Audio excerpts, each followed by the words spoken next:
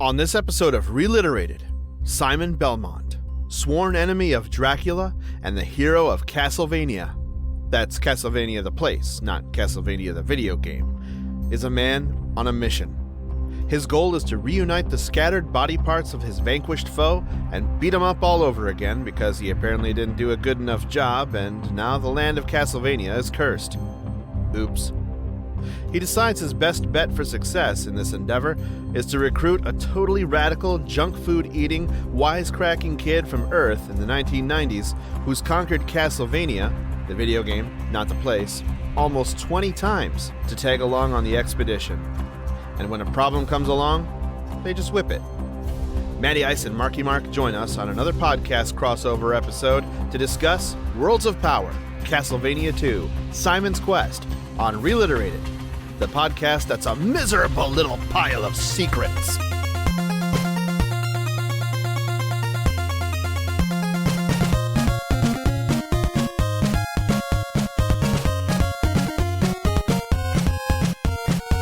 Welcome to ReLiterated, the lowbrow book club of grown-ass adults reading the children's books popular in the 1990s, but with 2020's hindsight. Fair warning, we use language too mature for kids, analysis too immature for literary scholars, and ignorance too profound to be inoffensive to everyone. We also talk about our books in depth, and that includes spoilers, so before you listen, if you're not familiar with the story, prepare to be spoiled. I'm Andy. I'm Harold. And I'm Josh. And it is a horrible night to have a curse, but a wonderful night to have some guests. So here again to help us cover our second episode from the Worlds of Power series of books, it is Matt and Mark from the Matty Ice and Marky Mark podcast. What's up, fellas? How's it going, everybody? It is so nice to be here, and it's nice to be back for the second episode of this little series that we're doing. I'm so thrilled to be here. Thank you, Andy, for having us here at your welcoming, beautiful studio.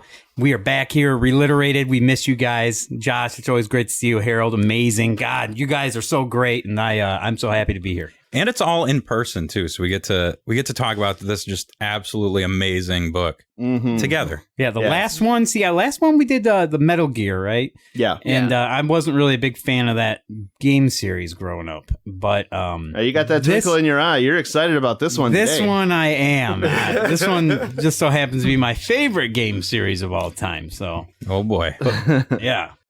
So Matt and Mark, I don't think we talked about your podcast on the last time you were on. So if somebody's listening to the show and hasn't listened to your podcast yet, why don't you give us a brief rundown what that's about? So every Monday at 8 p.m., we do a live recording of our show on Twitch, Facebook, and YouTube. Basically, we talk about the video games we've been playing, memories tied to video games, or just stuff in general. We do a lot of taste tests, talking about food and all that. And honestly, just a little bit of everything. Mark, anything you want to add to Yeah, it? we do, like Matt said, taste tests, but we also have Fat Dudes Face Fucking Food, where we talk about a lot of the new fast food items that are out there. Also, we have like a pinball segment, and we even talk about film freaks. We'll talk about certain movies. It's honestly like a hodgepodge of everything podcast. So, but yeah, man, even if you guys don't see us live at 8 p.m. on Monday nights, you can always check out our YouTube channel. We have all of our videos saved there from previous episodes, as well as on Spotify for all the audio and Apple Podcasts. So yeah, man, that's how we kind of met a lot of you guys too. Yeah, listening to our show, and I was super pumped. The local podcasts in the area. Yeah, it's true. The only ones too. I don't know of a single other podcast. None of them, sir. Yeah, none of them, sir. Like there were a couple more, and they have not survived. Right? So, yeah, they fizzled out. Yeah, we've made it to over 100 episodes now, and you guys are pushing. This is episode 52. Yeah, damn. Yeah. That's awesome. You're halfway there. Yeah. Maybe you guys will actually do something cool and exciting for your 100th episode, unlike we. Yeah, we totally forgot. It was like we took a count and we're like, wait, this is 103. Shit. Right? Yeah, but it's been a while since you guys have been on the show, like almost a year now. It's been just a little bit less than that we've had our last episode, boys. Right. Yeah. Well, Holy shit. life happens. Life does happen. Life finds a way, as Sometimes they say. when you do a chapter on survival, life imitates art, and you find yourself surviving in the realm of the real world, right? We've had our own little survival tales Oh, yeah. over the past couple of months. For sure. Well, I mean, we've taken breaks too. We've had times where that's happened, and honestly, let's do it. This will be the comeback episode, baby. For sure. Yeah, Well, absolutely. just with that survival chapter, everything was so serious and everything was so, grave and disaster. We're sitting here trying to read through books that are goofy and fun for little kids. We're like, oh man, Lord of the Flies, bro. Yeah. Yeah, that was rough. Yeah, that is a topic that we will discuss when we talk about the chapter as a whole on our reiterated episode. We'll recount some of the tales of survival and the horrors of, I don't know, being stranded, but or wherever. But we're here tonight to talk about the horrors of another type. Yes. Or I'm sorry, are we talking about the horrors of badly written stories or the horrors of vampires and such? Which one are we talking about? Well, I mean, a little bit of both, because all the books this chapter so far have been pretty well written so far. I mean, Oh, yeah. the Boxcar Children was a little bit simpler, but it was still, well written for what it was. But tonight we brought a couple of video game specialists in to talk about another book based on a video game. And I'd say we started out at a high note with Metal Gear Solid. Like, it was a ridiculous book, but it was pretty good overall, I'd say. Kept Yeah. me reading it. Yeah, Full interest. And I don't know when you guys give your rating. Like, I don't know when you want to give the rating of this book, but Well- I will say we started out on a high note, and we're here now. Yeah, So, we're here. Here we are. Yeah. We're going to talk about this one. so we'll see how this one fends. Yeah, so this is Castlevania 2, Simon's Quest. It is book number 4 in the Worlds of Power series. The series was created by FX9, and the author of the book is a man by the name of Christopher Howell, and he wrote it to be published back in 1990. I looked up Christopher Howell as an author, and I found a Wikipedia entry for some poet dude of the same name who's also a professor or something, and I don't think this is the same person. So is this it? This is one and done? I hope This so. is all we know? I really hope so. This is it. This is Yeah. I mean, this is his masterpiece right here. His opus. Yeah. Oh boy. So yeah, I'm a huge fan of Castlevania, the game series. So I was very excited going into this. I was actually super pumped, Andy, when you told me that they had a Castlevania book of this, and I was like, "What?" And I collect all the Castlevania games, so I'm like, well, "Yeah, I have to get that." And then we went online; they were going for a lot, and it was like, "Man!" And then Andy told me about Thrift Books, and I actually downloaded the app just to get this book, and I ended up getting it for like $13.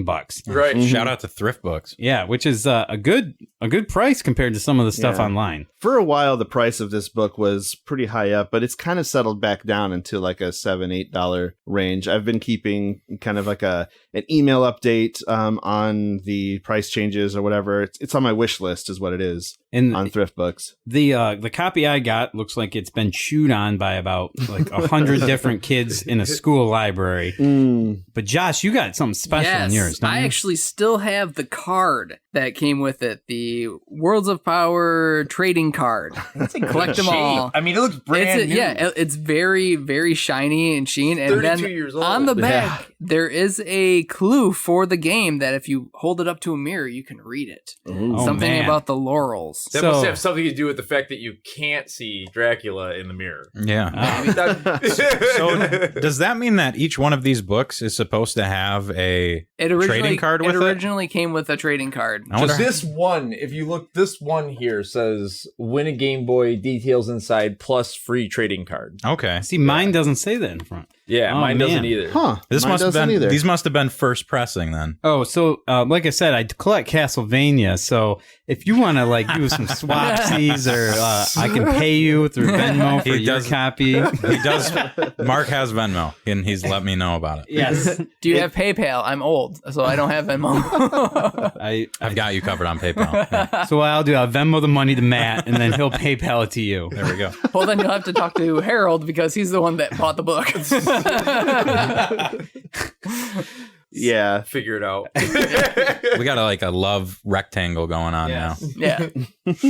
So yeah, man, I'm pumped to talk about this book. I really wanted it to be good. And then on the very first page, I read it while I was at work. It was slow. And on the very first page, I was just like, Oh man, What is he? Not my series. Yeah, the line that really does it is he's talking about his blood, It's and the he's second like, line. Okay. And he's- second line of the This is book. something that I've been wanting to do. I want us to do just a dramatic reading of like the first page. Okay. Like page 1 and then a half. I mean, Like, you're the audiobook guy, any, so any longer than that, and we probably run into legal issues. But Right. we're allowed to read excerpts. I think. What? I dramatically read it the other day. Do you want to be the mom? That's Janelle, everybody. She's joining in on the podcast too. I think I know exactly where you were like, I don't know about this, Mark. Like, I know exactly what line. Okay, so we need a narrator, second line, we need a yeah. Simon, and we need a Dracula. And I think we'll read up to where Mom comes in. Do you want to be the Dracula, Mark? You do a pretty good Dracula. Where that at? What part is it? You're the Just- one that it's your favorite line in the entire book. Just read along Oh. when it comes up. Okay. Okay. All right. And I guess I'll take narrator. Chapter 1. Tim. It looked as though Count Dracula was going to win the battle, I will drink your spirit like cherry pop.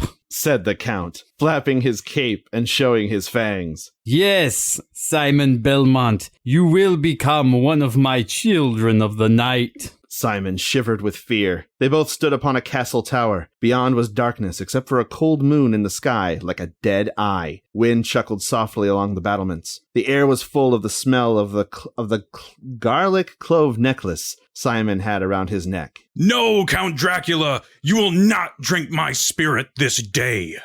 Brother.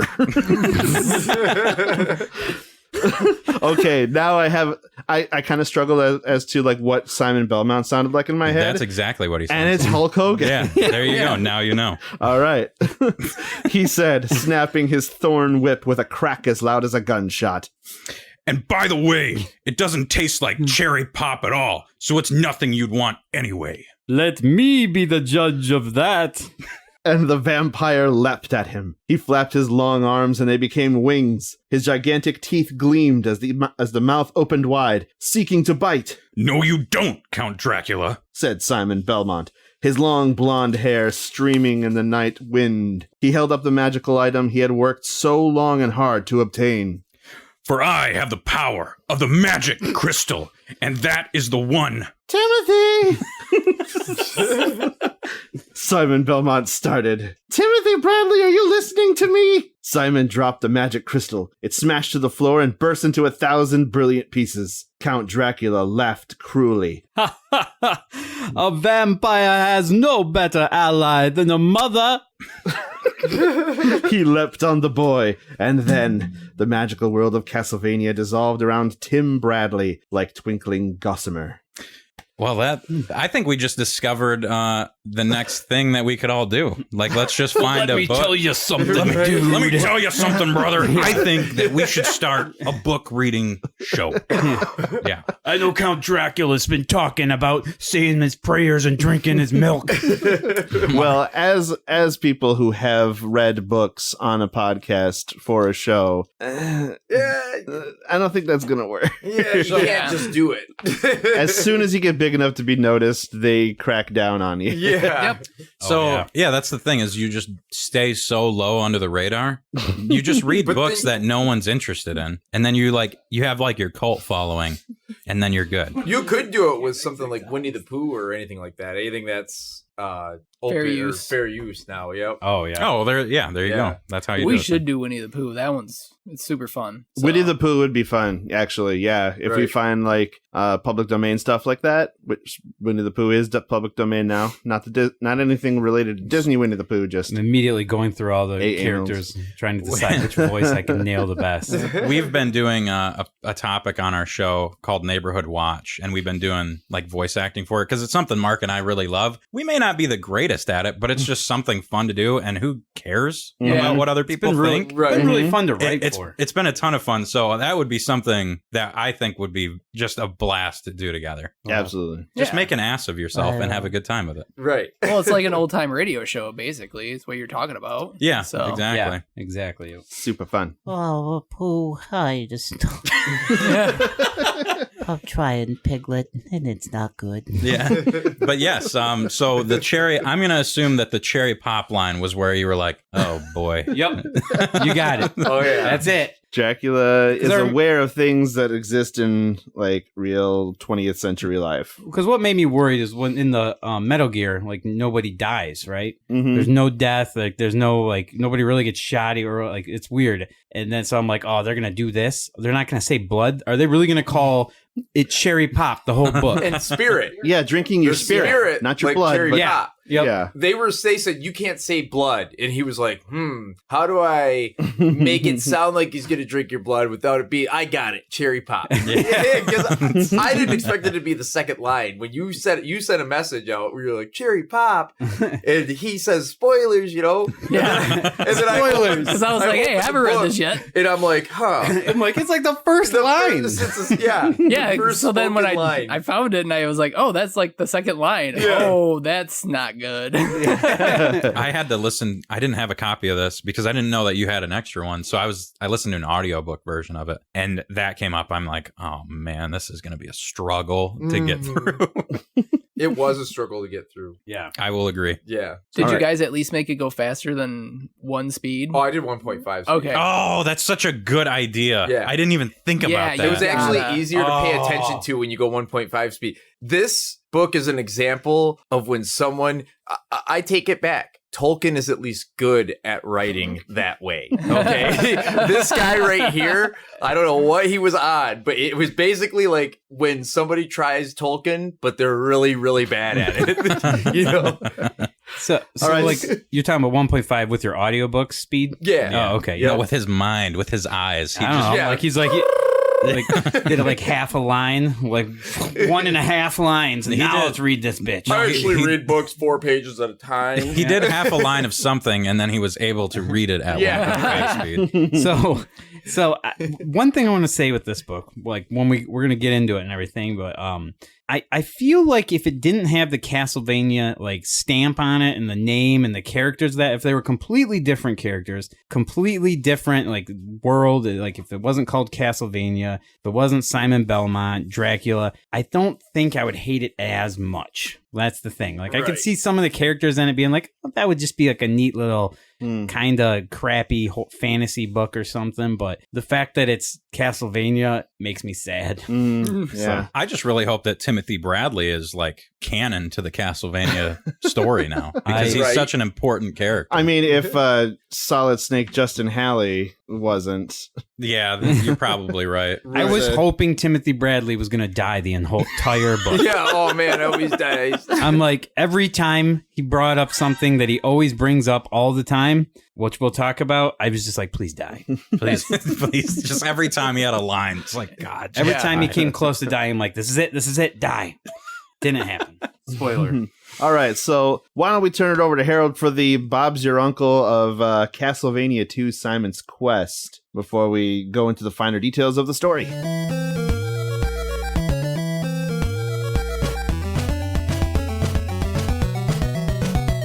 This is going to be probably the worst Bob's Your Uncle yet because I had a really hard time comprehending exactly what happened in this story as I was reading it. A young kid named Timothy Bradley is playing a video game, and you start the book feeling like you're Simon Belmont. You're like, okay, cool, I'm going into this as Simon Belmont. And then you find out that no, in fact, you're reading it from the viewpoint of a kid that is playing a game. This kid goes to school. He's about to get beat up. He gets sucked through a portal and saved by Simon Belmont, who tells him that he's the hope to stopping Dracula. And then Simon/Dracula, because Dracula is inhabiting Simon's body at the moment, and Timothy try to find all the pieces of Dracula. About half the book is spent finding the rib, and then suddenly they have them all.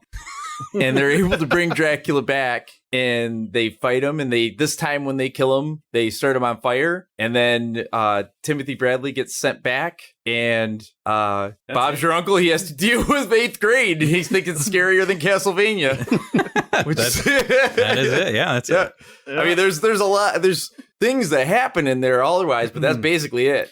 I am so glad that you said it skips from the rib to like them having all the body. I'm like, I remember like listening to this, and I'll say I wasn't paying 100% attention to every word, but I'm like, wait, when did they get all 4 of these pieces? Like, what happened? They did an exposition dump. It's like when you're watching a terrible B movie and they're just like, oh, we have all these things now because the movie needed to move along. And that's basically what happened in this. I was like breaking it down in my head too. I paused it. I'm like, okay, we got the rib and we're going for the eye. What other pieces did I miss? Like what? When did that? Yeah. I was They're just reading like- the book and it was like, my thumb was like halfway through it, and I'm like, "Damn, we haven't even gotten the rib yet." Right? How's It's this been gonna work? half the book just getting the rib, and then a few pages later, oh, look at all the stuff we have in the back. We got a brain, we got a foot. Yeah. Yeah. We're about ready to put him back together. It's just about done with the whole puzzle. That's so funny. Well, I mean, the constant Timothy trying to make it through the whole thing with jokes, and they were terrible jokes. Oh my god! Yeah, they were just awful. Yeah, apparently Count Dracula has a weakness, and that is jokes, like childish Humor. jokes. Yeah, puns. Bad puns. Bad puns. Really bad. Let me find what he said. Like the first time that Timothy Bradley discovers that Dracula does not like puns. It's his like first battle against him Yeah, Battle. it's very early on. in quotation marks. Yeah, he's oh man, it's like when Simon gets possessed or no, that's Yeah, no, I think you're right. It's like Yeah. Simon gets possessed and he like Yeah, 'cause that's he how tells he- so many puns that it like gets Dracula out of Simon. Irritates him out of Simon. Yeah. Yeah. No, how could you do this? Your jokes are awful. oh man, I wanted Timothy Bradley to die so much. Oh, yeah. Here's my thing. I hope when he comes back to his junior high, That he guy opens the just door beats and his- then Bert just beats the shit out of him. Boom, boom, boom. He like tries to get out of it by telling a bad joke. Yeah. Just gets punched in the face. Everything I've learned up to this point. What about his strange addiction to chocolate? Dude, Oh, yeah, that we was- can get into that Oh. because it set me off. Like, Oh. it made me violently angry. I was like, is this like... Because Is it's this- not even just chocolate; it's branded chocolate. Yeah. Like they're talking about Godiva. brands in this thing, man. Yeah. Godiva and That fucking M&Ms. best. Yeah. Yeah. He Oh even my took Get some Reese's Godiva, Pieces. chocolate's the best. He even took some Reese's Pieces, like quotes, just in case he ran into E.T. Yeah. I think chocolate was used in this book more. Like it had to have been used at least 200 or 300 times. It was crazy. How It many was times they talked insane. about chocolate. Every other line was about chocolate and his addiction to it. It's like, dude, this kid's got to be like Right. 800 pounds. Well, it was No, an he analog said he for was drugs. skinny. Like, That's he what I was saying. Is it just, is chocolate actually cocaine? Right. This To was the author? This was the Dare message Right, about chocolate. from Oh, back in the day. dude, This You can is get from addicted to 1990. things. The Yeah. ending of it when she's got a gift for him to give him chocolate. We were listening to that on the way here in the audio. It was the funniest shit ever. Oh my I God. wish you could find that audio and play it for him. Like, but man, it was Oh.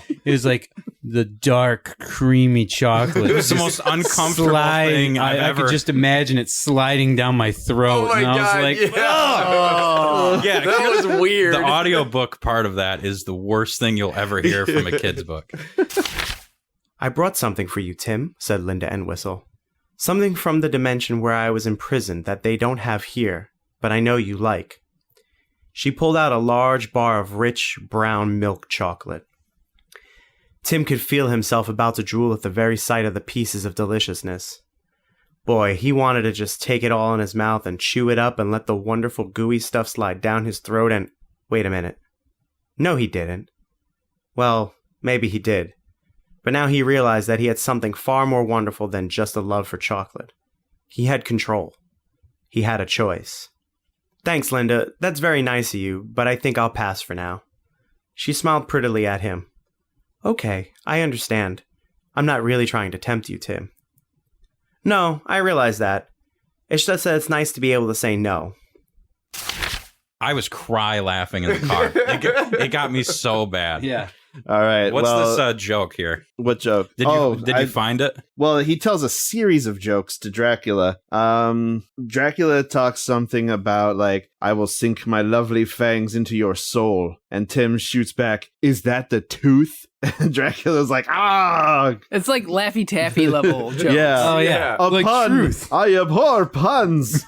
If there's anything I can't stand more, it's stupid, silly jokes. It's a good Dracula. Thank you. Really? Well then, Drac, maybe you'd know why a duck flies looking down. Because he doesn't want to quack up. Oh, dude, that's Yeah, so that bad. was a bad It's not one. even a good joke. That was even a fine. good It's pun. just bad. Not I want even to a good kill pun. Timothy Bradley. Yeah. And by the way, his name is Timothy Bradley because every single time his name Holy pops up, it's Oh yeah. Timothy Yes. Bradley. And he's the only one. It's not ever like they don't say Count Dracula that often. They never say Simon They Belmont. do say actually yes. I was looking back through it. It says Simon Belmont early on. Okay, and then it just goes to Simon, like any Yeah. normal book in the world would do. Everything defaults to first last name.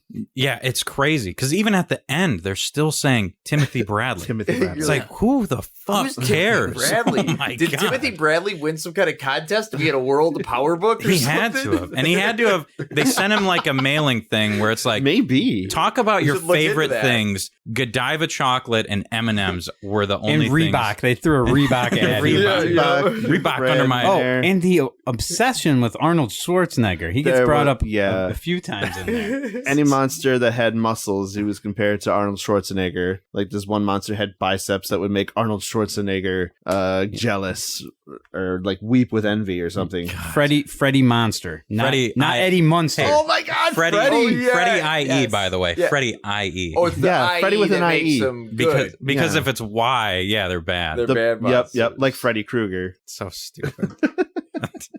There were also some very dubious uses of simile. For example, Thanatos, which we'll talk about Thanatos, stopped in his tracks. He looked down at Tim, much in the way a crocodile in combat boots might look at a snail it is about to step on, who has just lifted up and displayed an atomic bomb it is about to detonate. What the fuck does that even mean? So I couldn't even follow that. I literally read.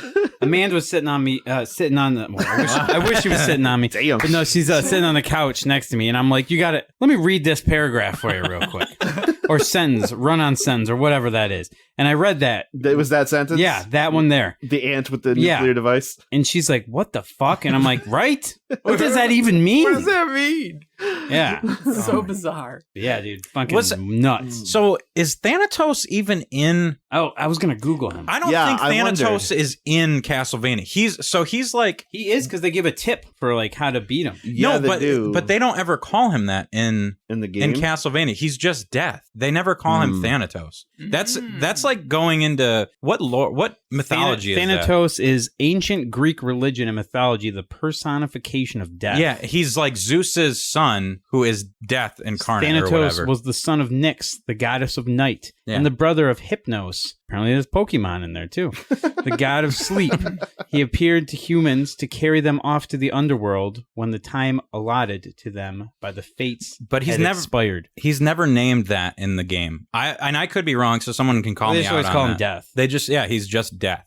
When I looked up Thanatos Castlevania, it went to death. Yeah, because So, yeah, I mean it is yeah. death. I guess they just never call him Thanatos. And how do you guys picture like the character of Death? I picture death because I played Castlevania as the Grim Reaper, you know, skull and bones and all that Yeah, stuff. big The black hood big like and- black hooded. Yeah, Oh my with the God. with the scythe and all that. Yes. Yeah, their description is horrible. Yeah. Let They me made him read. like- let me read. Oh, I don't how remember. they describe it. I don't remember this. here in the book. This is great. He seemed to be about 20 feet tall, with legs like the trunks of trees, arms with biceps that would make Arnold Schwarzenegger gasp with envy, and a chest as thick as a Sherman tank. But it was as much his outfit as his size that made Tim freak out almost totally. Thanatos looked like a hood straight out of Flatbush, Brooklyn in the 1950s, who had made a time stop in the current heavy metal era for some jewelry. He wore black leather pants with a black shirt littered with chains and spangles and other cheap jewelry. He wore the classic black leather motorcycle jacket. On his wrists were leather bracelets with studs. His face was like a cross between something out of a 50s horror movie and someone out of a 40s gangster film, if you can picture that in your heads. His entire face was broad. His hair was cut flat top style. Wasn't he wearing something on his head? I don't know. There was a ring in his nose, making him look much like a bull who just stepped off a motorcycle after a high-speed dust-up with the cops. So this dude has appeared on some Metallica covers or something. Wow. Right, That's the most descriptive character thing I've ever... Tolkien, if you're really bad at it. That's what I'm telling So you. I Why want is a contest for anybody who's listening to the show. Please draw us this guy. Yeah. I want to see an Ooh, illustration of that. We'll give you something special. It's just not even a contest. We'll just give you something. Seriously. a To dollar draw this, rallies coupon. Yeah, there we got a bunch of them. That's the most crazy description I've ever heard. Yeah, we were like mailing people dollar rallies coupons. It's like $1 off or whatever. Yeah. Oh, nice. You know I what got you it for a guys- Christmas present from my mother-in-law one year, and I was The like, dollar off coupon? It was a stack of like 6. There was only like 6 in there, but they were, instead of having like $6 off, they were a little like a book of individual $1 coupons. That's so strange. So I want to know why Death Incarnate is not like, we're back in time, right? And he's not dressed for the part then, and he's still not dressed modern, but he's like somewhere in the middle. He's dressed as a 1940s gangster, 1950s Flatbush hood. What kid knows what the fuck that is? I don't even know what that is. Obviously, every kid in 1990 knew exactly what that description was. I want to know. I really want to know what that is, because I have no clue what that even means. No, not even Thanatos. Like, I know Thanatos as the Greek mythology character, and he's nothing. He's not even remotely buff and like ripped and all that. He just looks like a but this is Thanatos as the Greece mythology character. Yeah, that's it. Yeah, And that's what I was thinking greaser, of. right. Yeah, he's John Travolta A as greaser with a Death. flat top. Yeah. Yep. That's hey, I'm gonna kill you. They were trying. Basically, what it sounds like, it makes sense because it was 1990. But that description of who Death was a punk, like ring in the nose. Oh, I love the ring in the nose. The Like a Brahma bull. like any of the. If you watch any movie from 1990 and it's like a cop against punks, that's what the punks look like. Is just the description that we got there. Right. He's Biff from Back to the Future, basically. Yeah. This is I was going to Biff. say, is this Dick Tracy level? Because I remember that was a crazy movie with lots of crazy makeup. Weird looking gangsters, yeah. Right. Yeah. Yeah. Oh, that's great. Yeah. I'm Thanatos. so glad you read that, because I didn't remember it. Yeah, that was crazy. Probably because it took 4 pages to just describe Thanatos. Yeah. They're like, now they're at the end. What? Now they're at the end? What are we talking about here? What happened? So at the beginning, when this kid's like, it starts the book and it's just a kid playing video games. Yeah. And I'm like, oh, we're going to do this route. Who is Right. this kid? And then immediately you hate him. And he's going Yeah, because you thought you were going to be Simon Belmont. Yeah. And now it's like, who's this idiot? Yeah. No, he's the main character. He's obviously the character that kids from the 90s not associated with, but saw themselves as the rad dude who's good at video games, maybe has trouble with the other kids at school, What if I wants could to be ask in a that cute movie? girl out to homecoming, Yeah. Right. Yeah, every she kid. never comes up again. Yeah. She comes up like one time to compare to an older woman. Right. Yeah. Which he totally wanted to get with. Oh, he yeah. strangely is in love with his best Simon. friend's With Simon's future girlfriend. wife. Yeah. Right? So, Who Yeah. I also has zero connection in the lore of Castlevania, by the way. Unless I could be wrong there too, but Linda Entwistle. I That don't know if doesn't- she Yeah, I appears don't in know the who lore. Linda that doesn't Entwistle happen in is. Castlevania. I don't think this author cares about the lore. Well, Well, obviously he's never seen death. why? What's up with Reebok? Like, fuck a Reebok. Who wants a Reebok shoe? They were big. Kids in 1990. Man, hey, they had the 1990, pump. Yeah. That was before. Reeboks had the They're This is the one way with the before pump, me. huh? See, Oh, yeah. No, see, I Yeah. I had some Reeboks. I'm just a Converse guy. I would have been rocking Right. Chucks back Her then. name was Carol Jantz. That's Carol who we had the Jantz, hots the- for. Oh, Yep, Carol the Jan- cute girl from Carol school. Jantz is even worse than Linda Entwistle. At least that one was a name that sounded like it belonged in Castlevania. Castlevania. Yep. Well, then there's Carol Jantz. Carol What? Jantz. Oh, yeah. and she asked him on a date to take her to Blockbuster Yeah. Yeah, to buy some video games. Yeah. to buy some video games. And then apparently his she's going out with Bert. Oh yeah. Bert. So like, yeah, this dude's into snagging people's chicks. Yeah. This is so like a that's- teenage dirtbag situation. I feel. Yeah. He's Timothy Bradley is actually the villain of this story. Yeah. That's Mr. the Steal You Girl and isn't revive you and murder you. what do you guys call You- what's the subplot that you guys always try to find The in B the story. The B story. That's Yeah. the B story. Is Timothy Bradley's a piece of shit. He's actually evil. Yeah. He's the bully. Yeah. Yeah. Yeah. God. I'm sorry we're getting off the rails here. No, it's fine. There are no rails in Yeah, there are any ReLiterated. rails to I mean- be on to. This book You may fucking need the sucks. word rail to spell ReLiterated, but Yeah. Nice job. I promise you, yeah. So they do mention it, you did earlier a Hulk Hogan impression, but then we got Tim was pretty good when it came to wrestling Hulk Hogan or Macho Man on his Nintendo. Yeah. But yeah, yep. So yeah, they do drop some Nintendo games on here. They want kids so badly to relate to this kid. Yep. Yeah.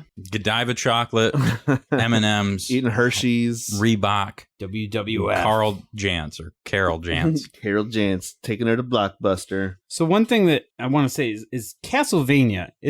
That's never that's not where it takes place at. No, Castlevania. Okay, this. That's I know what that you're getting that at. is where it takes place. Let's talk about the setting. Castlevania is the place. But Castlevania is just the castle. Yeah. And like it's not supposed to be like In the Simon official Belmont. lore, Yeah, in Simon canon. Belmont's like my beloved Castlevania, and it's like, wait a second, Castlevania is Dracula's castle. It's not Isn't that beloved by even- anybody. Like Wallachia or something Yeah, like that. even in the lore, like this isn't like a different world in Castlevania lore. It's still Earth, but they like separate it out into like Earth, and then there's Castlevania. It's Right. so strange. Yeah, Yeah. it's some sort of like medieval fantasy, somewhat like Game of Thrones, where, you know, it's Earth as we know it, their Transylvania, Romania area, whatever, but like Dracula existed, and there's the Belmont family and all of their descendants and whatnot, who sole purpose throughout their bloodline is to combat Dracula and his forces. And like every 100 years or so, he comes back usually. Right. Mm-hmm. So then, But in the book we're dealing with,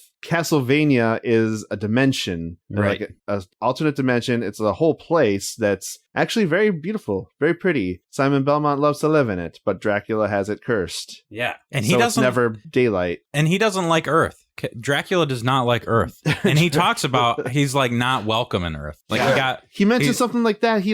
Had a bad time. he's like on a sex offenders list or something in Earth. Yeah. I don't know what's going on. But I don't want to talk about Earth. That's how he was like tiptoeing around it. It's like, what the fuck happened here? I ain't man? going back there. Fuck that. Earth sucks, okay? No, he would be sent back to the dimension of monsters where Thanatos would, I don't know, boil his bottom or something. Yeah. Yeah.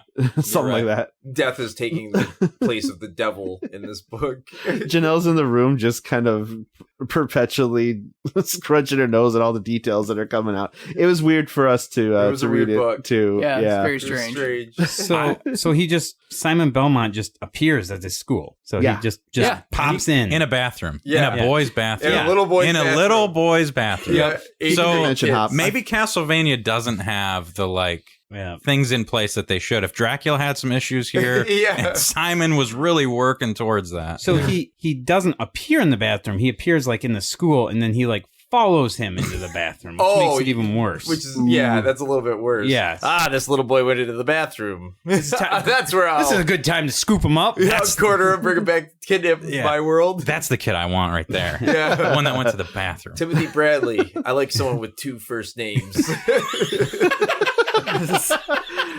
Apparently, this is like the world's best Castlevania player because he's beat it 19 times and almost a 20th before his mom interrupted him. Yeah. Stupid mom. Yeah, what a bitch. And that's how the book starts. He's getting ready for school, and you think you're gonna be Simon Belmont, and this whole thing goes on, but you're playing it, and all of a sudden, boom! It's Timothy Bradley getting yelled at by his mom, and I was just like I say, this was such a departure from the Metal Gear one, Mhm. because at least we got Justin Halley in that. And Justin Halley wasn't Solid Snake, not the one we're used to, but he wasn't some fucking kid. It was just a, different interpretation. Yeah, it was just a different interpretation of what happened in the game. Yep. And that happens here in this book. It's a different interpretation, but it also is like the Last Starfighter, where a kid from Earth gets recruited because he's so good at a video game. Right. And he has to save another planet, another world from destruction. And I gotta tell you, I don't think it translates. It's a better version of Ender's Game. Right, but being good at a video game that you're playing with a little paddle that's only got like a couple buttons on it, and actually being able to physically take on Dracula when all you do is eat chocolate. You can't stop yourself from eating chocolate. He could have at least gone for the world premiere whip.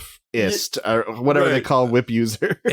But he, for like one sentence, he struggled with combat. He like didn't hit, he like missed one sword stroke. And then suddenly this kid is a god with a sword and then the whip. He he fucks up some candles and then he's good. Yeah. Like this kid picked everything up. Well, it happened in all the time that went by where they got all the ingredients for the Dracula stew. He was just practicing. He tore it up. I mean, that's what Simon used the whip against anybody. And how many? Yeah, he did. The days that passed, like, see, I'm like, that's how fast the things were going. Where you're listening, and you're like, okay, it's like, and I'm like, well, wait a second. There's blips in the memory of the story. Yeah.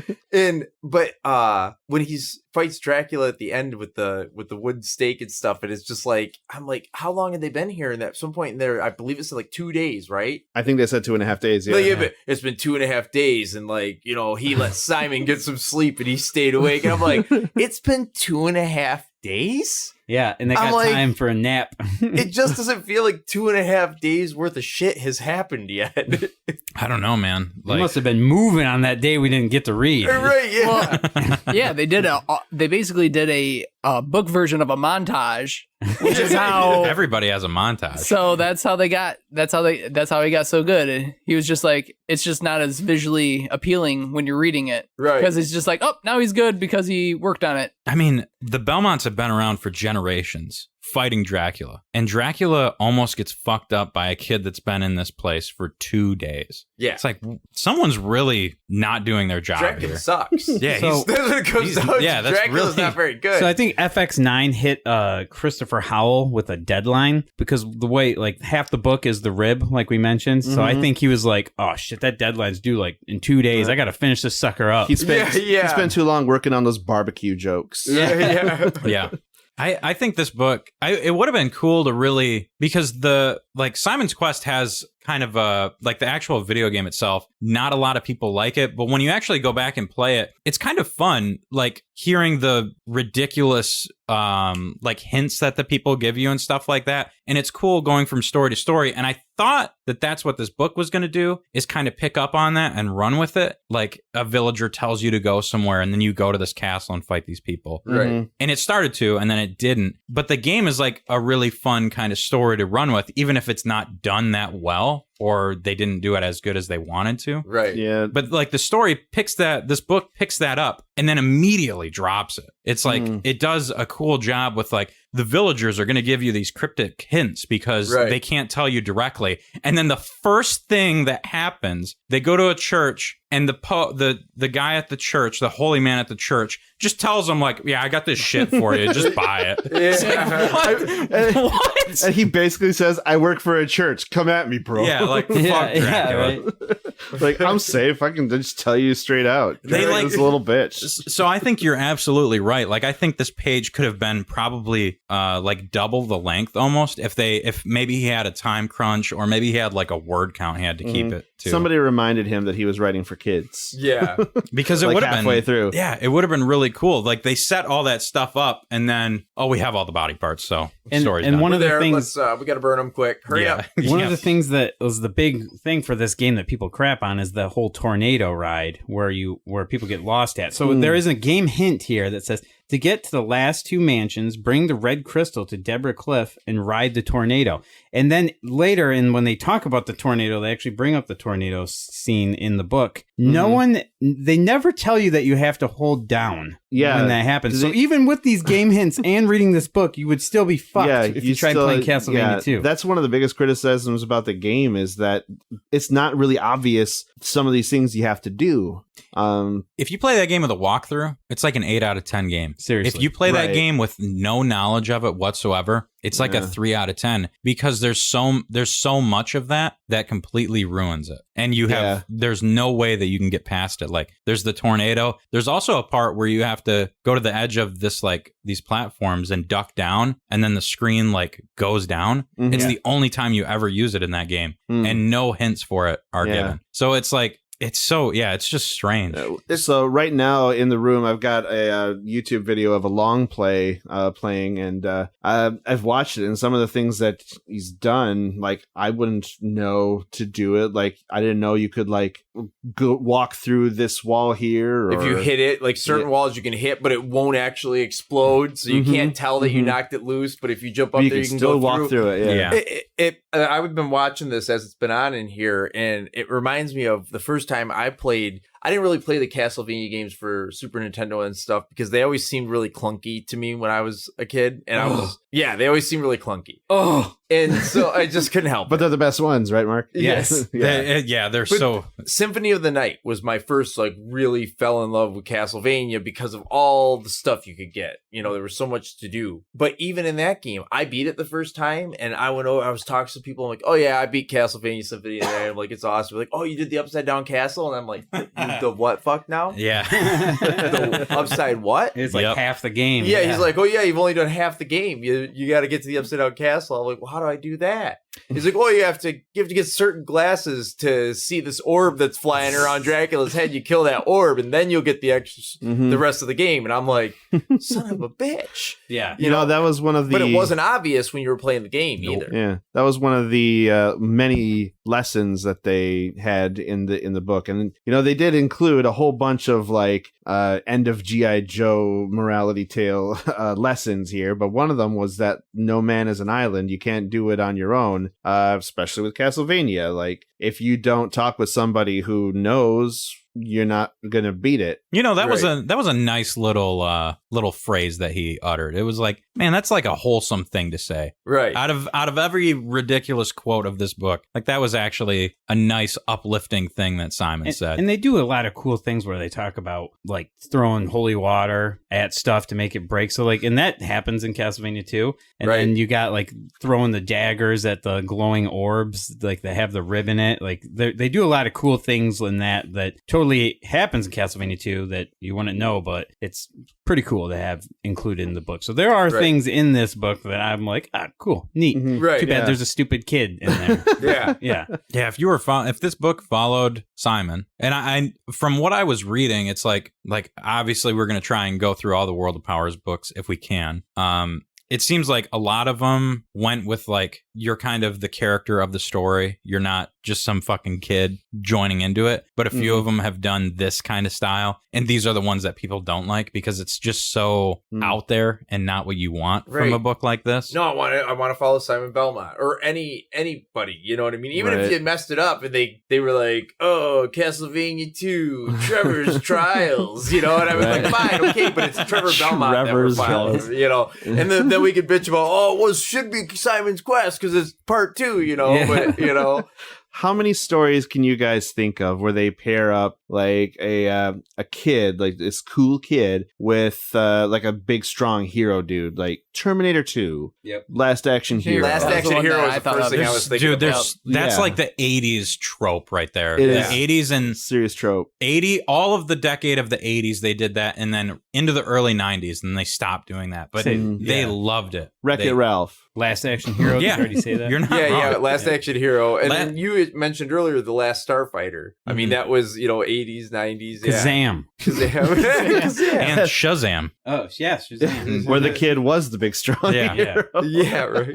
there's so much of that, and it's just unearned. It's like unearned for the kid, and it's fine. Like, obviously they're trying to tell a story or whatever, but it's like the Belmont family's been doing this for generations. They're badass and they're trained to do this, but then this fucking kid comes in and he almost kills Dracula. It's like, Well, it's just like it's like a Captain Marvel thing. It's like, it's so unearned and not natural. It just doesn't work, and it throws you out of the story. I just think, well, Simon was under the curse, so like he needed somebody to keep him straight. He needed this kid to tell him the best to Castlevania player. He needed this kid to tell him to not eat a bunch of food, to be away from the 7 deadly sins, because they bring that up for one sin. Yeah.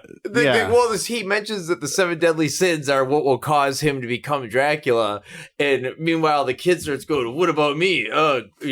Sloth. Oh, I like to sleep and take naps, and gluttony. I love my chocolate." I don't know if I mentioned that I love chocolate. Chocolate. That covers lust and gluttony. Yeah. I think chocolate is mentioned. It's 1/3 of the book is them talking about chocolate. I'm not kidding. I'm not kidding. That word is used at least 300 times. So many times that we stopped at a store on our way here so he'd get tissue, and I went to the candy aisle and grabbed a whole bag of Reasons and some chocolate truffle. I almost dark brought chocolate. Truffle. Yeah. Oh, yeah. You said you read a PDF of this? Yeah. Please send me that link, because I want to put it into a Word document and search the word chocolate and see exactly how many times it's used. Yeah, because it's an insane amount. It's insane. Oh, when the jokes, when he's telling Simon the jokes, and he's like, "Oh, Simon just doesn't have the sense of humor." He's like, "Oh, he just grunted and stuff," and I'm just like, "Just kill him, Simon. Just kill him. I know you want to. I know you want to. Just hit him with that vampire killer whip and just take his head off." Yep, it's done. I mean, that's what you messed up. You thought he actually was good at killing vampires. Turns out you messed up. It's a video game. Yo. He's too like stubborn to realize, man, I fucking went to the wrong dimension, picked up the wrong kid. Fuck. And then he's keeping him. Just take him out. So Simon knows that he's a video game character, but doesn't understand anything else about the future world. Yeah. When Tim's talking either, because like guns don't work here. How does he he goes to find Timothy, right? But because he's the best video game player, but that doesn't make any sense. Again, it doesn't translate. It doesn't translate. Now that you bring that up, at the end of the book, Simon's having like a life lesson with Timothy Bradley. Right. And he's talking about like, oh, you have to, you always need someone there for you. And Timothy Bradley is like, I don't need anybody. And Simon's like, well, what about all those video game guides that you have on your shelf in your room? It's like, hey, you fucking creep. Yeah, how are you in his room? Like, what? How do you know that? I don't remember when he was in his room. He wasn't. He wasn't. He never was. And I didn't even think about that until you just said that. Yeah, maybe he was like, can see him through the TV or something. I guess. Maybe. They transported to his room because his mom heard him upstairs. Oh, that's right. That's right. Yeah, and that's when he saw the helping videotapes, which I was like, oh yeah, I used to have those things. How to score more points in video games. Yeah. So yeah, they went to. When did that happen? Yeah, that was did at the very right after the bathroom. So they went from the bathroom to his room, which is really and then to exactly what you want to do. Oh yeah, bathroom to the bedroom with the kid, and then into a different dimension. God, you're ruining Simon for me. Oh man, yeah. Simon's a pedophile, and so is Count Dracula, and that's the world of power. No. Don't worry, this isn't your Simon. This is the Worlds of Power Simon. It's canon now. Just like Worlds of Power Solid Snake is not the canon Solid Snake. No. FX9 is a group of just really messed up. FX9 verse. I demand they change the cover on this book then. Yeah, because the book cover is the video game art. Yeah. I mean, this says Nintendo is a registered trademark of Nintendo America, and like, even though it says Nintendo is not associated with this book, this book is not authorized, sponsored, and endorsed by Nintendo of America. But it is by Reebok, Godiva, Reese's, and M&M's. Yeah, right. And Hershey's. So can we talk about the climax? By all means. Please do. Where Timothy Bradley, he's being held up in the air by Dracula, and it's in such a way that he can reach into his back pocket and feel something that he forgot was even there, was never mentioned before. He was just realizing he had at this point. It was a portable video game device. Oh, yeah. I forget when the Game Boy was released. 1989. So it was it was around for this. Yeah, so there's that's a fair. giveaway. Sure. There's a giveaway in the back for a Game Boy. Yeah. Okay. 80. So this game came out in 90 is when Yeah. Castlevania This 2 book did. did. I'm This book wondering. did, okay. I'm wondering why they didn't call it a Game Boy, but Timothy Bradley bluffed that it was a vampire zapper, Yes. which kind of startled Dracula enough to drop his guard, so Simon can deal the killing blow, so to speak. Because they had an extra stake. He had an extra stake. 'cause Oh they yeah. had Oh, two. by the way, I have an extra stake. Yeah. Yeah, but Did they finding get the that? stake a whole problem? Like finding the stake was a whole part of their journey, wasn't it? Yeah. When did they get the extra stake? I don't know, but That's what I'm saying. 'Cause Like, they found he- the one stake and they're like, we can do it. And the whole time Simon had a stake. Why would yeah. they go on the journey for the other stake? Timothy Bradley stabbed Dracula, but Tried. Dracula grabbed it. yeah, he had like lightning fast reflex. No, And then he was sneaking. What would they say about the sneaking? Timothy Bradley was sneaking. He was sneakifying. Simon Belmont was something. Sneakify. Yeah. It was while Dracula was speechifying, Timothy Bradley was sneakifying. And when when that happened, that I'm was like, a great line. I'm like, if Timothy Bradley kills Dracula, I will set this book on fire. Like if he does the kill blow, if this little punk bitch gets a kill blow on Dracula, I'm done with this book. that was the happiest sentence I've read from this book because it's like, man, that was actually kind of good. Yeah, because they talked about how the stake was coming through the front of his shirt and everything. Like I was like, oh man, it got scary at the end. Finally, now it's like they're like, you can only have violence, once in the book. So because everything else was them dealing with a scary monster came out. What is the size of the cubits? Oh my god, dude. The audiobook for this, the voice that did the audiobook did the most feminine Freddy voice of all time. It was so good because I don't know how the book read for you guys for Freddy Monster, Freddy with an IE. Oh, I do have, I have a voice in mind for what he sounded like. He did the most feminine male voice that you could possibly. I don't want to use it was that kind of voice, like the lispy. I'll tell you after because I can't say it here, but it was so whoa, and but it really read exactly how it should for that. So I was thinking with Freddy Monster, who was, I think he was a troll. They said at first. I'm trying to look at it. Oh yeah, he had a face. They spent so much time describing him, trying to tell you it's not like Freddy Krueger. I'm different. Yeah, that all I could see was Freddy Krueger. That's what I thought he looked like. Creature from the Black Lagoon, but on the other side of an atomic blast wall or something. Did you catch the creature line, the creature feature? Yeah, they said that, and I'm like, oh, that's Creature of the Black Lagoon. I can't believe they said that. Yes, a Creature from the Black Lagoon face, and I'm like, okay. So what he reminded me of when he started being all nice and talking to him was the dude from the Goonies, and it kind of Sloth. Yep. So that's kind of you guys. Yes. So that's kind of the voice I had in my head for him. My voice that I had in mind for him was the voice of John Ratzenberger, who is the guy who keeps coming back in Pixar movies in cameo roles. He was the Abominable Snowman in Monsters Inc. He was Ham in Toy Story. That's a good one. He was Cliff in Cheers. What page are you on? What page are you on? I'm not. I haven't found Freddy yet. We should all do our Freddy voice. Freddy Monster. I can't do what I can't do what the guy did. Just do it. I don't know how he got away with it for the audiobook. Because it's offensive. It's really Only if you offensive. take it Oh, there. here we go. Along with There's no other way to take it. along with misspellings of the word dungeons, where it's got an extra It's a D weird in there. it's a weird word. But the game has what page? misspellings It in it fits too. with this, they were possessed. Possessed, yeah. Possessed by you the devil. possess the rib of Dracula.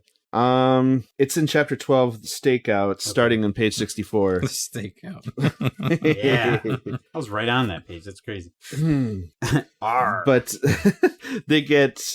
Does the monster attack them or just show up? Because they do this whole life lesson thing where just because it's big and evil, big and ugly, doesn't mean it's a monster. Simon it's an evil monster or a bad monster. Simon wanted to fuck him up, and Tim's Timothy Bradley is no, just calm down, man, you crazy bitch. You don't have to kill everything, Simon. Guy. Hey, I hold do on not there. trust you. The fact is, some of these monsters are pretty cool. Do you want to do a reading of this? Yeah. On 65, you want to start? Start on 65? Where do 64 right at the bottom where with R. Okay. Okay, I'll keep the Hulk Hogan Simon. I'll keep up the narrator. Who's doing Freddy? Does anybody else who wants to do Freddy with an IE? Freddy with an IE. I'll do Freddy with an IE, and I'll Use your do voice. it kind of the way that Yeah, What- do how whatever did you think. How'd you say he sounded to you? To me, I couldn't stop thinking of Freddy Krueger after they spent so much time trying to say he wasn't Freddy Krueger.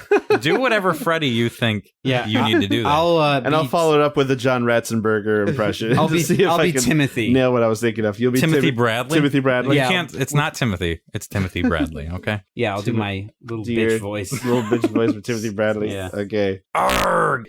It growled, Back, O villainous creature of the night!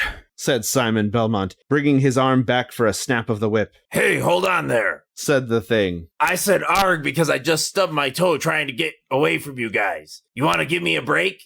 I do not trust you. Said Simon, and he flung the whip over his shoulder, preparing to strike. However, Tim stepped in and stayed Simon's hand, causing the whip to strike the wall instead of the monster. Why did you do that? Screamed Simon Belmont, his face growing red. I don't remember if anger is one of those 7 deadly sins. Said Tim. But you sure are getting out of control. I don't care how ugly the thing is. It's asked for a chance to explain what it's up to. But it is a creature of Dracula. Said Simon, growing more furious. Hey, simmer down, Simon. It looks like you're more a creature of Dracula than it is. I mean, show a little mercy. Just because it's big, wicked looking, and ugly doesn't mean it works for Dracula. Please. Said the creature. Your companion is correct. Allow me to introduce myself. My name is Freddy. Say, no kidding. We have a guy in our horror movies back home, and his name's Freddy too. Ah, but Freddy with an IE.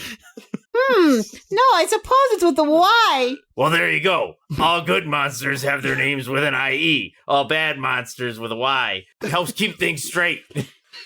Good monsters? Said Simon skeptically. Give a fella a break.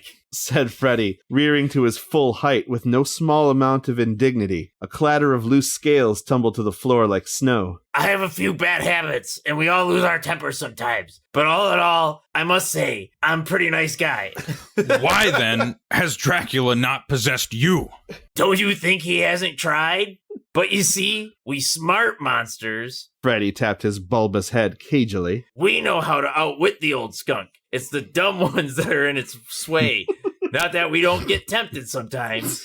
I don't know how much more we can read. Yeah. I don't want to get in trouble. God, I want to do this so bad. This is like the perfect book to do this for. That was fun, though. I had a blast. That Timothy is exactly how he should sound. Yeah, dude. So I definitely I enjoyed I'm Freddy crying. Monster. I like the Freddy Monster scene. Like Freddy wound up being a gentle beast. How do they describe him? Monster was tall, it walked like a man, but that was where the resemblance ended. Its face was like lizard hide. Its head looked as though someone had jammed a basketball through its fanged mouth.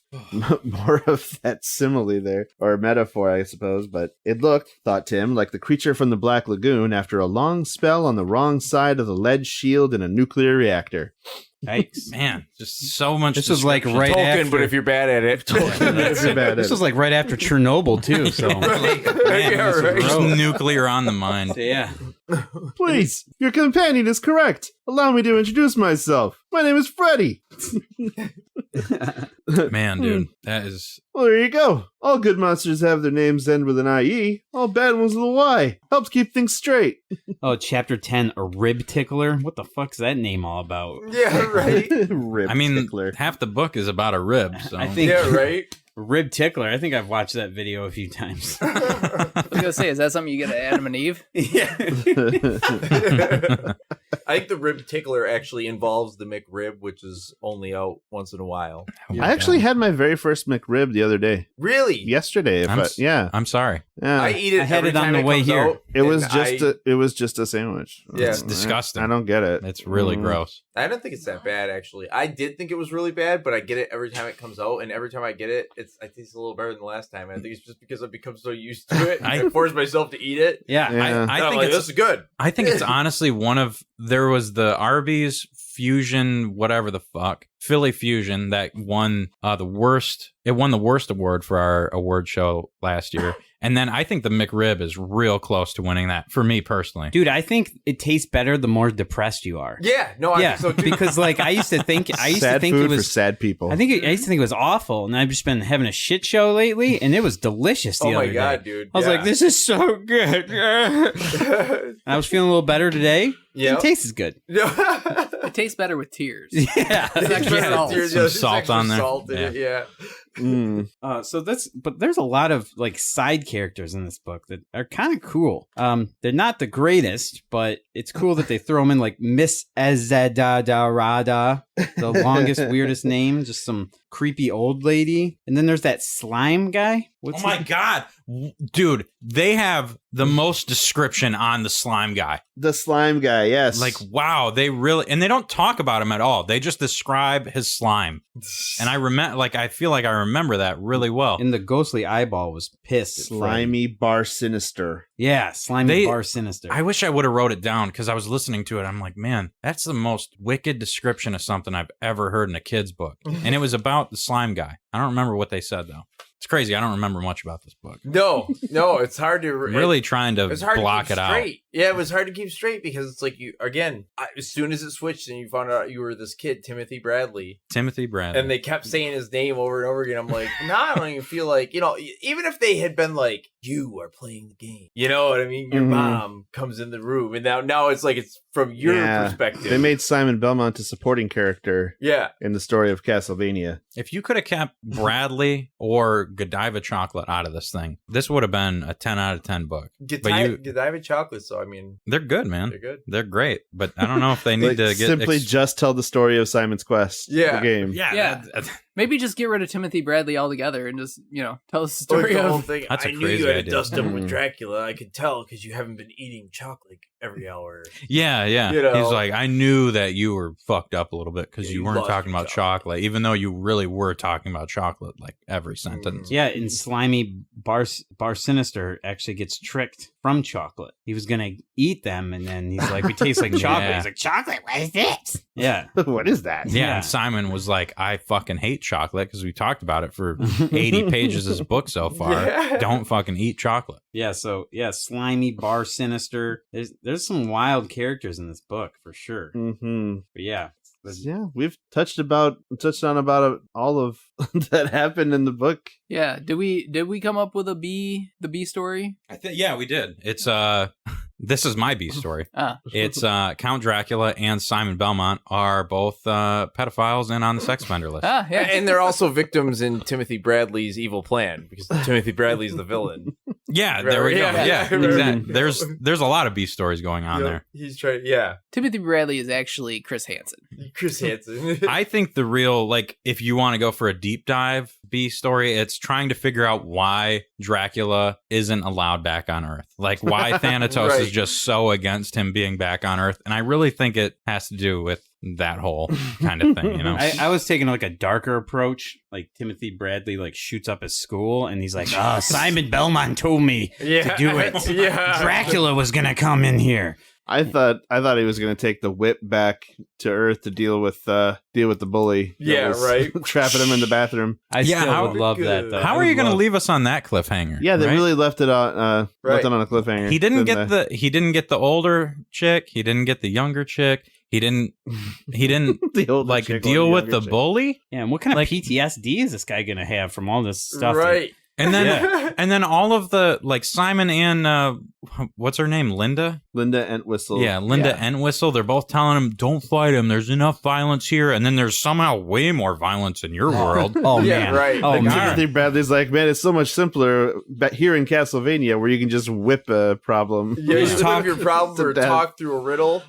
You're right. Poorly written riddles. They do a deep dive on our whole world. They're like, yeah, there's way too much violence going on in your world. It's like, oh my God. God. What are you talking Is about? this a vampire world right here? here? Yeah, like you're literally killing ghouls, The like Dark Sun with fancy magic whips and stuff. Oh, can we just Castlevania talk had about Linda Entwistle and just her bullshit thing at the end here? We're talking about getting engaged. Oh, yeah. She existed just to be, Yeah. just to get married to What? Simon She at held, the end. she held up her hand on her ring finger is a setting of gold. It was the very diamond that Simon had picked up along the way of the quest. It will be nice to have a husband, especially a hero husband.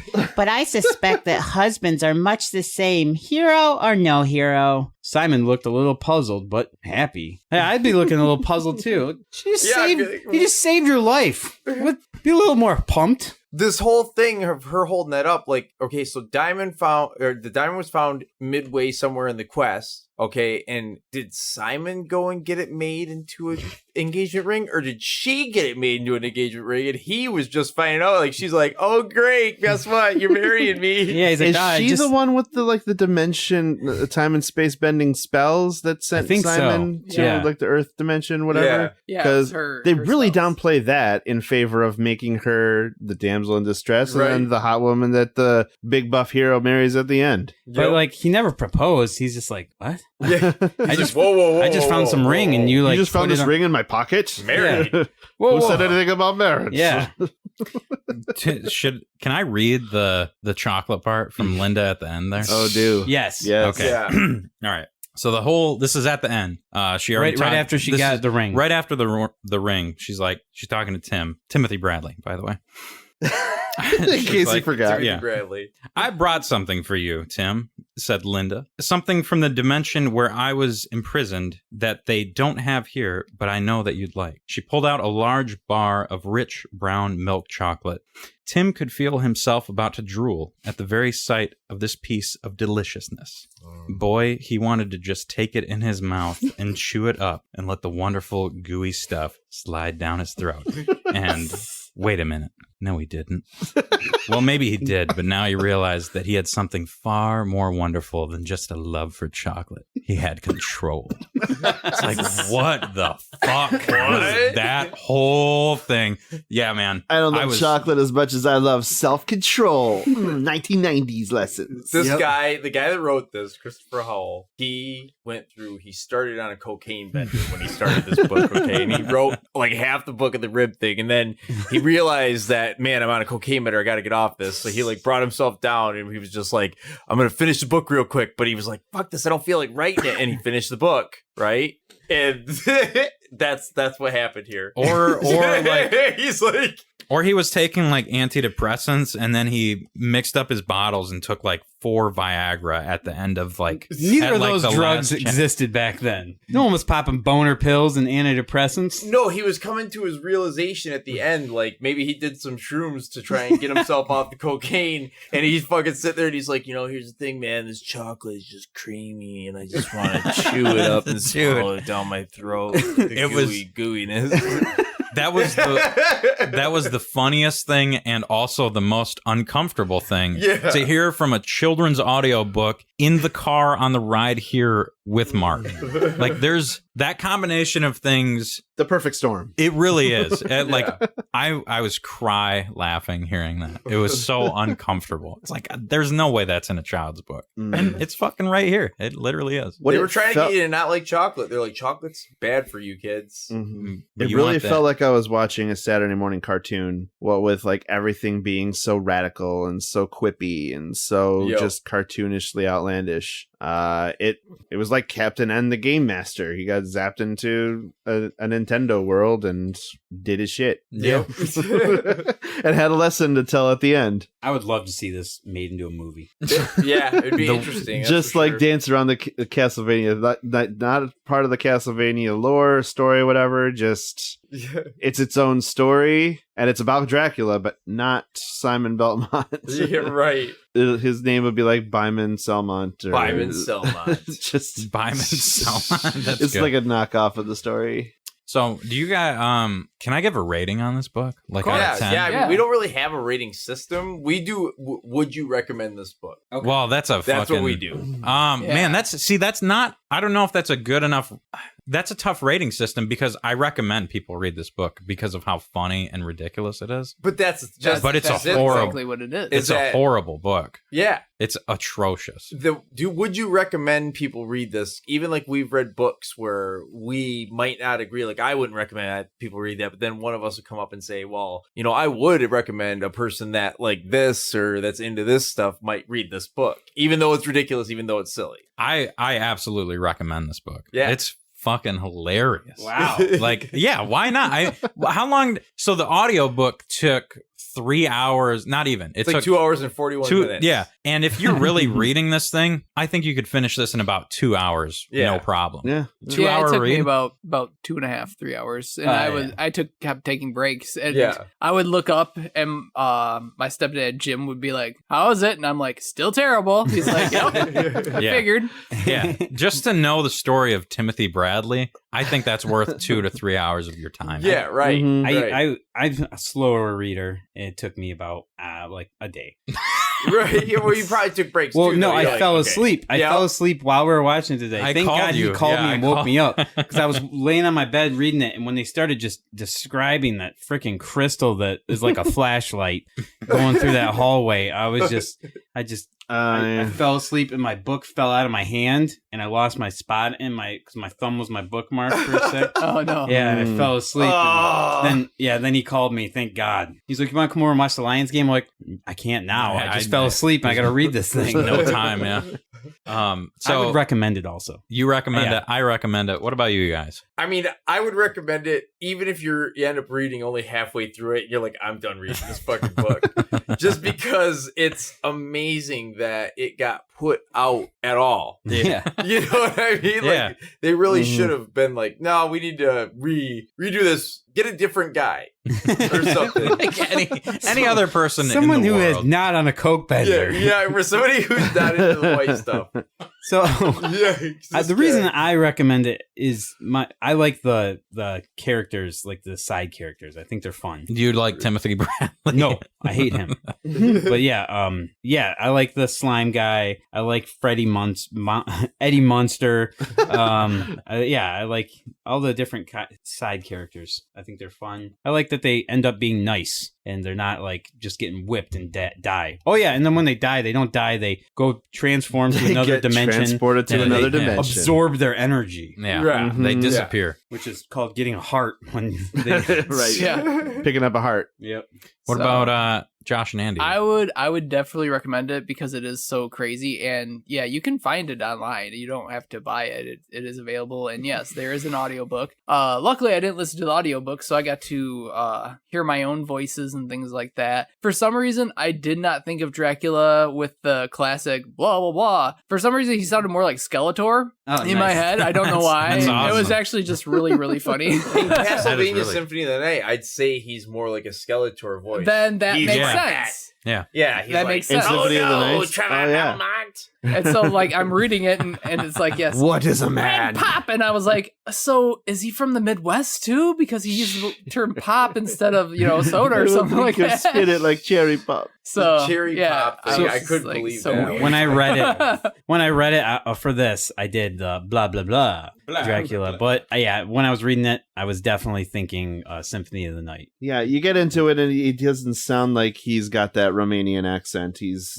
definitely talks with like a weird kind of vocabulary. Like he talks like from this world, 20th century, like 1990s kind of stuff, but like a 90s cartoon villain. And Yeah. this is a typical 1990s children's story, and everybody behaves accordingly. The big buff guy is very stoic and serious, and the kid just wants him to loosen up and tell some jokes. Right.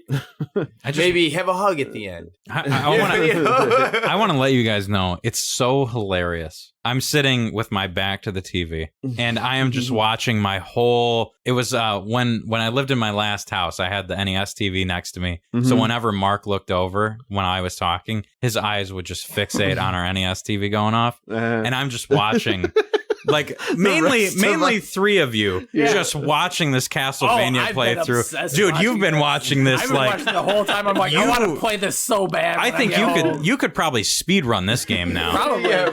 Andy can get away with it because he's looking at me, but he's looking past me. I'm looking past you, yeah. And Harold's been like, he's been bouncing around like.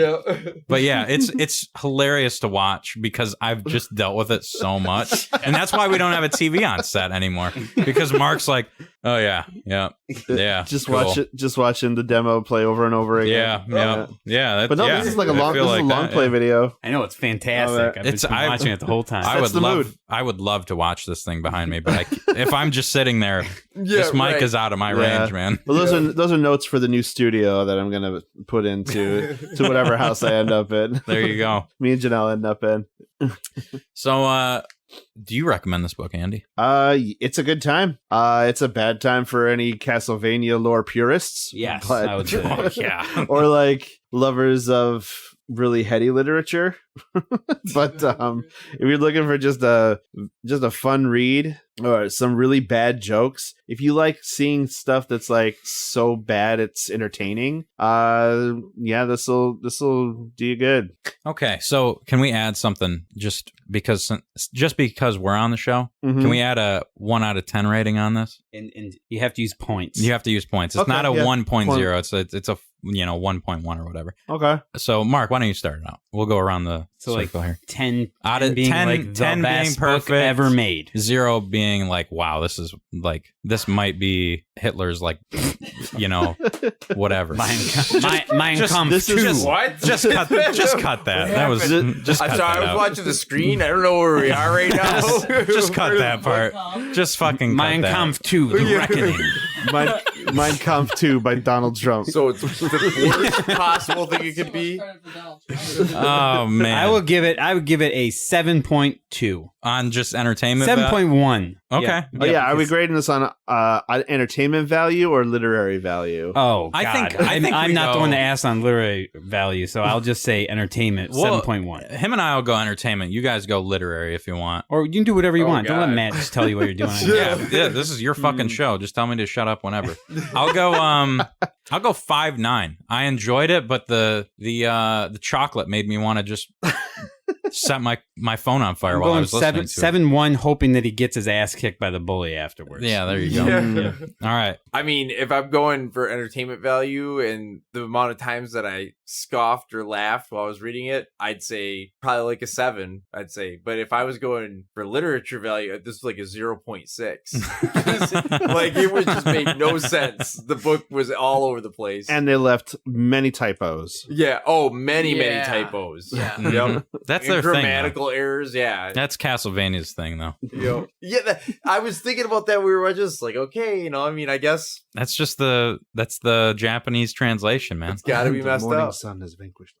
Yeah. I would say entertainment wise, probably like a 5.4. Just it was hard to read. You guys did the audiobook. It might have been a little bit easier with that. But yeah, and then literary, it's up there with Jonathan Rand as far as I'm concerned. So, 0.5. Wow. So because it's atrocious. Yeah. It's real Yeah. bad. Andy, the final score Okay. here. All right. I've not been keeping track of this, so we can't like get an average. We got going. 7.1. I'll have to listen back to it. Yeah, 7.1. Let me write it down. Yeah, exactly. 7.1, 5.9, 7, and 7.0. 5.4. Yeah, and 7.1 from 5.4. me. And those are all kind of like That's the factoring entertainment. That's the factoring in value. entertainment. Okay. Yeah. And then I'm not doing. We'll let you three do. Yeah, the we're not literary. literary scholars. by Yeah, any we aren't means. either, Well, but neither we are would we. like to pretend to be. Yeah, you guys have a show based on it. Mm-hmm. We'll tell you the rating on the game, the video game. Yeah, we can do the game rating. We can't do the Yeah, we can literary talk- rating. We can talk the game real quick before we sign off. But as far as what I'd give this book, I mean, it's got entertainment value for the young readers. As far as like life lessons, there's some good, there's some maybe a little more problematic, but I was certainly entertained by how ridiculous it was. And I think it has a lot to do with like they weren't meaning to be ridiculous. They were being Then they were serious. trying to be like a serious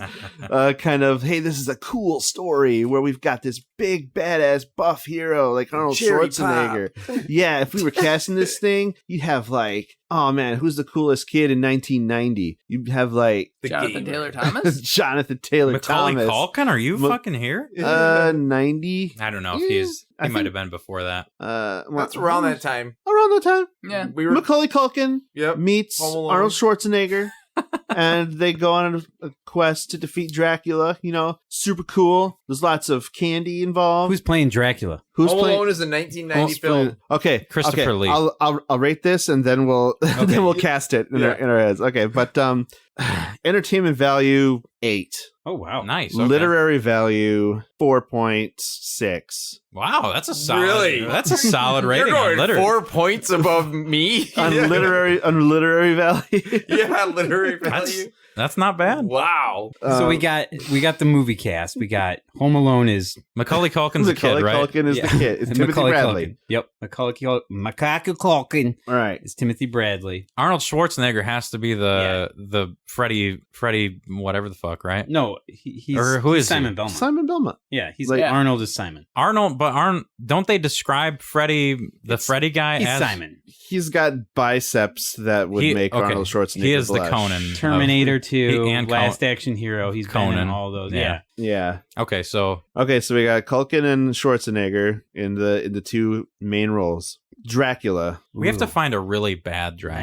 1990 bad Someone guy. who was bad. And someone Raul said Christopher Julia. Lee, but Christopher Lee already played Dracula. Yeah, he's too good of a Dracula though. He was too good of a Dracula. so we have to need find a bad Dracula. corny Dracula. I'm telling you, Raul Julia. Who's Raul Raul Julia? Julia? He was in Street Fighter. He was M. Bison. Oh, he's also Gomez Adams. Yeah, there you go. Yeah. Okay, I'm fine with that. If I you could guys see are. that. That would be good. Or Yeah, that'd be good. what about Nicolas Cage? I mean, he's gonna be in it somehow. Nicolas gonna Cage be- will be in it for something. He'll be Timothy Bradley.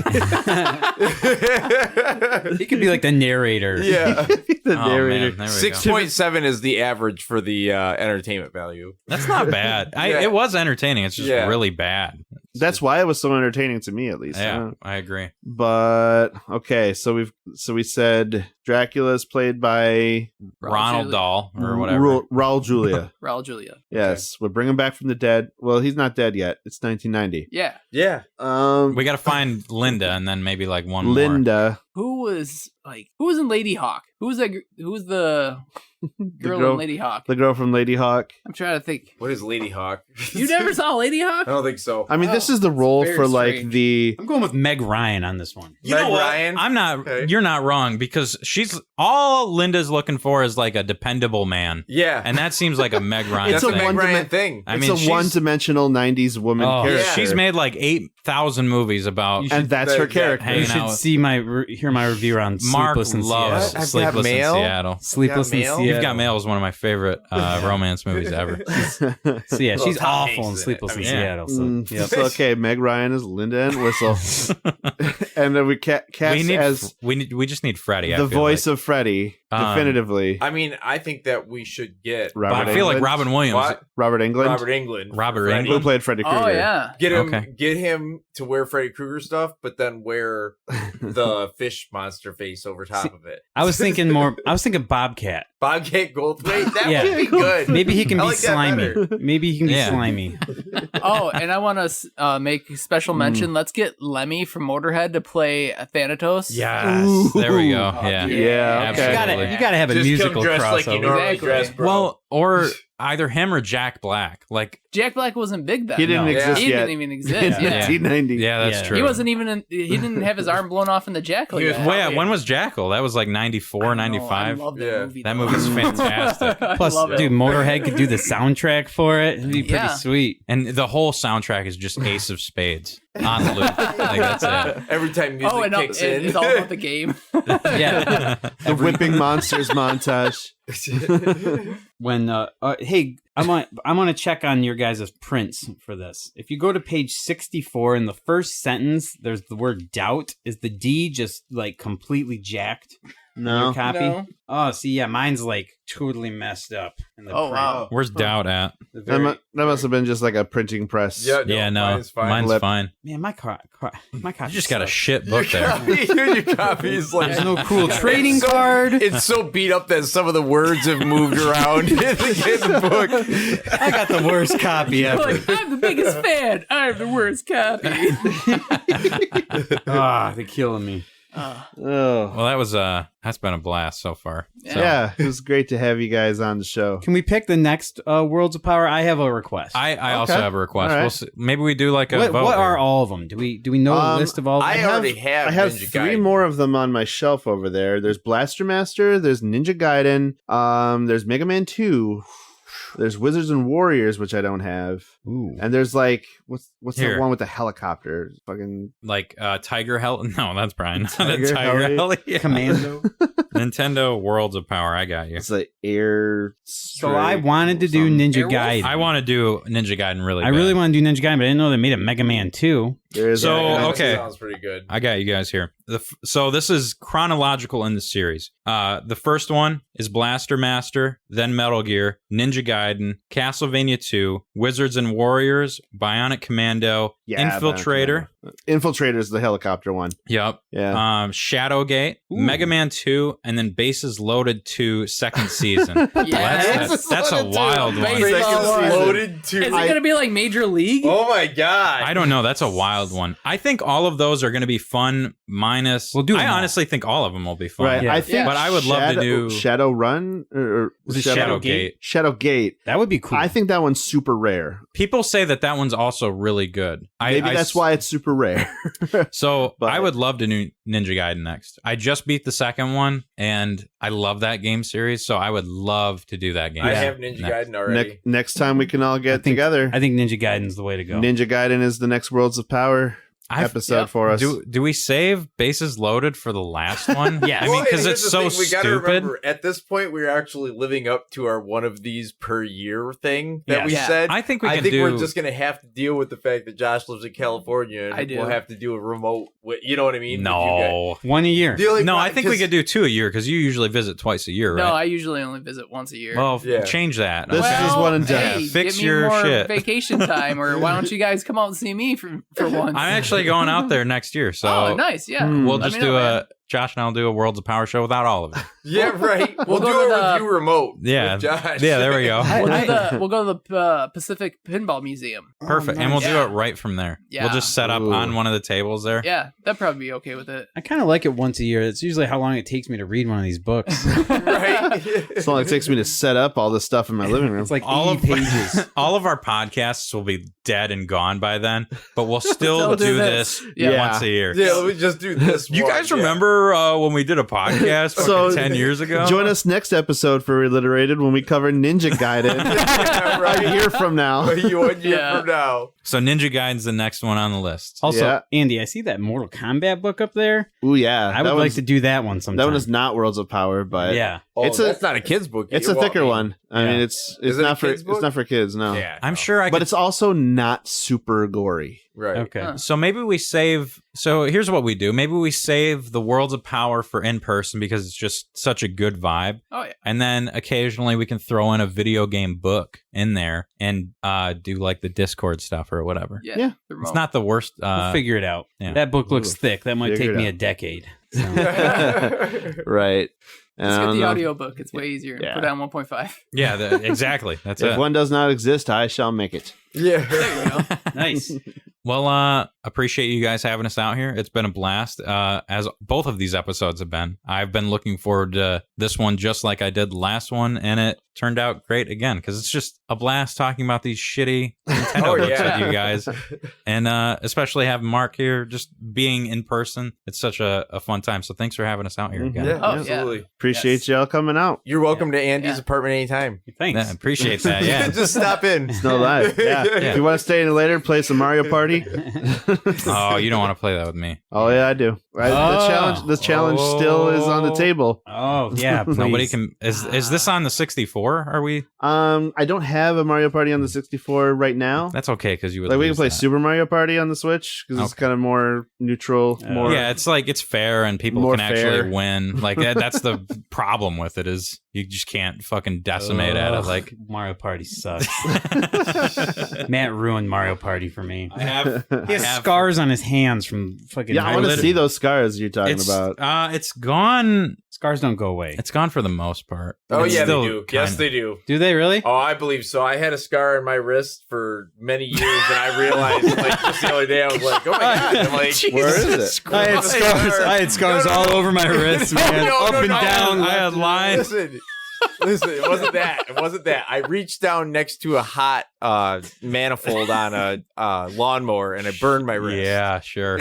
Right. Hey man, if you ever need to talk, bro. Yeah, no, it I know wasn't they that. got a lot of special help numbers. Just give me a call. And man. we're live every Monday. Like you Right? Yeah. it's just- 8 You're PM. gonna turn your podcast into like a helpline, and like Seriously. a psychological. whatever you need, man. Yeah. We No, Like a no, it was Frasier. just You're a gonna burn. use It was a Frasier. burn. It was a burn. Oh shit. It's okay. I burnt my wrist one time too on a electric kettle while making tea. So Yo, reaching over at the hot steam, just like sizzled my Take a look at my that. wrist. Look at the back of my right there. That was a couple days ago. So Oh, just a Soldering couple days iron. ago. Soldering iron. Yep. Oof. I took a trip out to Maryland with my brother, stayed at my cousin's, and I got sick out there. So I had some like Thermaflu or whatever, that like medicine tea. And my cousin's like, yeah, there's a kettle in the kitchen if you want to use it. It's an electric kettle. And I've never used one. And I was very not in the right headspace. Oh so no, you didn't put it on the stove. I put it right on the did fucking you? stove, dude, and completely ruined this electric kettle. It was like 5 minutes later, she's like, Matt, you fucking idiot. What are you doing? Yeah, this thing, there's like plastic smoke in the kitchen and everything. I'm like, Terrible. who has, I just have regular I've never even kettles. heard of that. I'm 'Cause not I used don't to make these tea or newfangled coffee. devices for Yeah. making my tea. So dumb. Make my tea in the air I fryer. did the same thing with a coffee maker one time. Everything in the air fryer. Everything in the air fryer. Okay, so I feel like this is a good opportunity to sign off. Matt, Mark, thank you for coming on to the show. Yeah, thanks for having us, man. It's a blast. Appreciate it. And hopefully we'll see you guys next time for Ninja Gaiden 3. Absolutely, it's on. Mm, Anything else for you guys to add? not for me. Nothing right now. Yep. I'm glad my I'm face done. is no longer exploded. So. Oh yeah, we didn't even go over Josh's Yeah. Josh allergic exploded. reaction. We'll talk to about that on the antibiotics. reiterate. We'll do that on the reiterated. Yeah, see you episode. that to look forward to next time. Your on face looks Reiterated. great, Josh. Thank looks you. awesome. He looks a lot appreciate it. better. Yeah. Looks a lot better. All right, so take us on out. Yep, that's going to do it for this episode of ReLiterated. We will see you in our next episode with the long-awaited talk episode for our survival chapter. And until then, support your local libraries and independent booksellers. Give a shit, read some lit. Bob's your uncle. That's ReLiterated. The morning sun has vanquished the horrible night. Peace.